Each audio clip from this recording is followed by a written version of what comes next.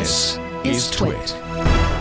You know, a lot of times different sites will crop up and they will try to kind of take on Instagram and Facebook and Twitter and Reddit and these different sites. And there's a new one out that so far seems to be so good. And I am excited to be joined today by Kaya Thomas to talk about Telepath. Welcome to the show, Kaya. Thank you, Micah. I'm really glad to be here. Yeah, so let us talk first. I think the best way to start is with a little bit of an explanation of kind of how you see Telepath, and to give our listeners kind of a summary of what Telepath is and maybe what it's aiming to be. Definitely. So how I view Telepath and my experience of being a user of it for the last week or so is that it's really trying to be a social platform focused on conversations. And so they're really honing in on deeply threaded conversations, long form or short form. So there's no character limits, just like, Twitter, we have our character limits, more short form conversation. They're really honing in on having natural flowing conversations of whatever type of length you want. And another thing they're really honing in on is the moderation aspect. So when you post, there are defined rules, essentially, that you need to be kind, you cannot threaten anyone based on their identity or who they are. And they're really taking a stance on moderation to try to create a platform that is more welcoming to marginalized communities and folks who are usually targeted online. Okay, yeah, that's kind of been my experience as well, is that something felt a little bit, I don't know, just not fluffy. That's not the right word, because that implies that it's not. It was a little bit like I don't know, hanging out with an old teddy bear that you had as a kid a little bit. I felt safer there than maybe I have on some other social media networks. How would you say this kind of compares to the other newer social media platforms that are out there? There's Voice, there's for a while Mastodon was kind of a big one. There have been a few others. Do you think that this has legs, or do you feel comfortable kind of trying to decide that yet? I think it has legs, right? When you look at something like Mastodon, I think it was mainly engineers that were on there. And I think one of the differences on Telepath that I've at least enjoyed and seen is that they've really gotten a diverse set of people from different industries on there. So it's not just techies and VCs, but there are professors, there's doctors, there's people from different industries having conversations together, which I think sets it apart, is that they're trying to make it more mainstream, where I think some of the other platforms are really just focusing in on the techies. Like Clubhouse is very tech and VC focused, and they haven't done a great job in terms of moderation. There's been a lot of hate on that platform. And so I think that there have been a lot of the social platform and networks that crop up that are either, hyped up for a minute and then they're gone. But it seems with Telepath, people are really having long conversations and enjoying and meeting people. And I've enjoyed being on there. And they've been in beta and private beta for a while. And I know that there have been people who have been on there for several months. So I do think it has legs. For sure. And let's talk about that. So it is still in beta, correct? Folks can't go and just sign up and get right onto the platform. And then along with that, what is the sign up process like? Yeah, so it is still in the beta alpha stage. You can only be invited to the platform. So you can sign up on their website to be on the wait list, but you have to get an invite in order to join the platform. And when you sign up, you need a real phone number. So they're trying to prevent bots.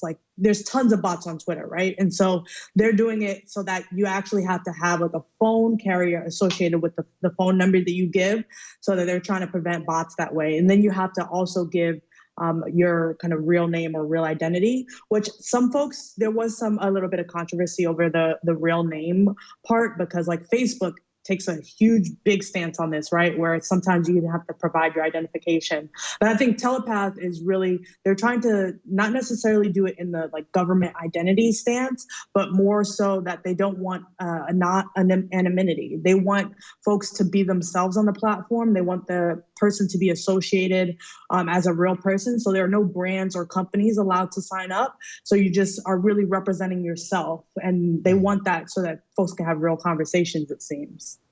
Yeah, not only real conversations, but I also think it gives a level of you are representing yourself, and when you can't hide behind a fake account or one that doesn't have much information, folks just are less likely to want to do those kinds of attacks or be mean. Whenever you kind of have to be yourself there, you have to own up to the words that you have, which I find refreshing. One of the things that I've noticed about it is the way that it kind of seeks to give you different buckets into which you can pour your focus and your attention rather, and into which you can put content. And so in that way, the way that I was thinking about describing it was, it's as if Reddit and Twitter had a very good child, like they gave birth to the baby Jesus. Right now is how I feel about it, because it's, like I said, it's kinder, it's sweeter, and if Reddit and Twitter just had a normal baby, that would be a very horrible creature. But if somehow there was a miracle baby born from that, that's how I'm seeing Telepath right now. Do you like the sort of buckets? Because I posted the other day to hashtag dogs of Telepath, a photo of some photos of my dog, and kind of explained the story of his name. And it was really cool to see people who also care about dogs responding and, giving their thoughts. Do you think that sort of categorized way of sharing content is a good one? I do. I think it's great because it allows you to kind of personalize your experience. So if you're not interested in conversations about a particular topic, you just don't join that network, right? And so I think being able to personalize the experience to say, hey, I want to have conversations about XYZ, and then joining those following networks, I think is a really smart idea, just from a product standpoint as well, because then you really allow people to hone in on the stuff that they're interested in, and that's how people keep coming back, right? And I think the Twitter Reddit combination is a really good way to kind of describe it, because Twitter doesn't do it well, where you have a timeline just full of everything, and it's really hard to kind of curate that experience. But then Reddit, you have the different Reddit threads about the different conversations, but then it's just a bunch of anonymous trolls. So I think with Telepath is great, because you get to have conversations with real people about real topics that you actually care about. Now, this, of course, is early days. Have you run into any bugs, any issues in using the service? And kind of how quickly do you see the developers of Telepath iterating on that and attempting to improve the service? In other words, I'm curious if you feel like this is something that these creators are truly invested in improving, or if it's kind of one of those situations where we've made the thing, now we're moving on to the next thing.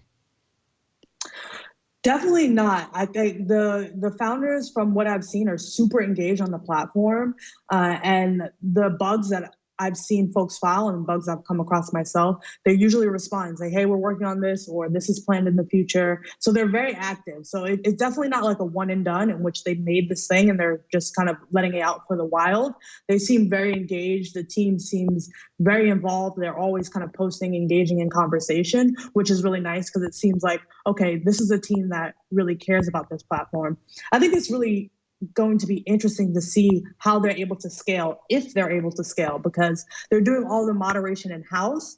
And since moderation is such an important part of the platform, we see that moderation is really hard to do at scale. And so I'm very curious to see how they plan to grow beyond the couple of thousand of people that are on there now, if they really want to be a social network, that is amassing thousands and thousands of users.